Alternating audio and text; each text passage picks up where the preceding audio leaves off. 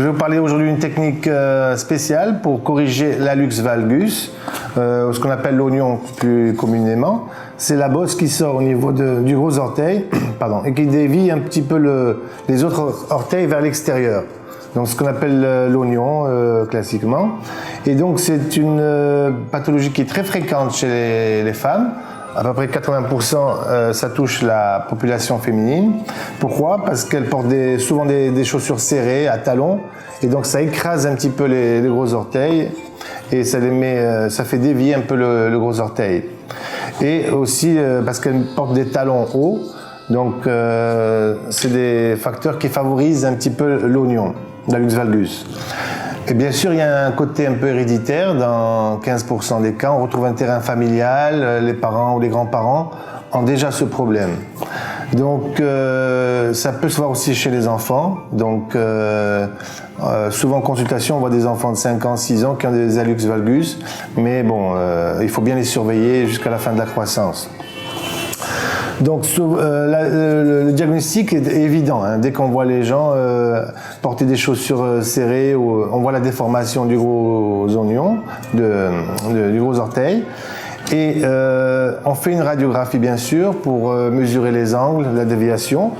Donc on cède des radiographies et avec un goniomètre, on arrive à mesurer la déviation de 0 à 15 degrés, de 15 à 30 et ainsi de suite, ou beaucoup plus.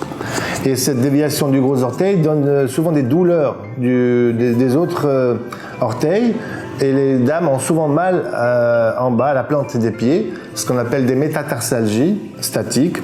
Et donc en même temps que la correction du gros orteil, on peut redresser les autres tête des métatarsiens pour qu'il n'y ait plus de contact avec le sol.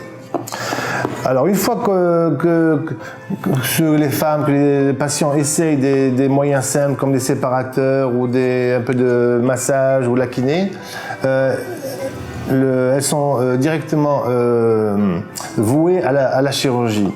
Bien sûr, la chirurgie, il y a plusieurs techniques et conventionnelles, comme celle qui ouvre un petit peu sur la face interne du gros orteil en mettant des implants, en corrigeant par des coupes osseuses.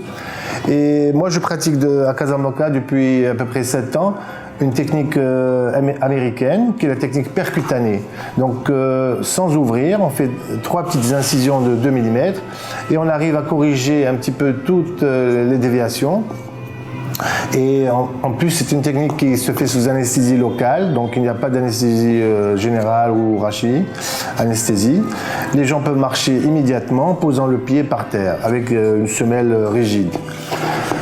Donc elle a beaucoup d'avantages cette technique, et donc elle fait partie des autres techniques, et cette technique percutanée donne de très bons résultats. Donc la prévention, bien sûr, il faut éviter les chaussures serrées ou à talons, essayer de porter des semelles rigides, confortables, des mocassins par exemple, et dès que les douleurs surviennent, il faut corriger. Il ne faut pas penser que sur le plan esthétique, mais il faut vraiment se plaindre de son pied, avoir des douleurs à la marche, ne plus pouvoir se chausser normalement.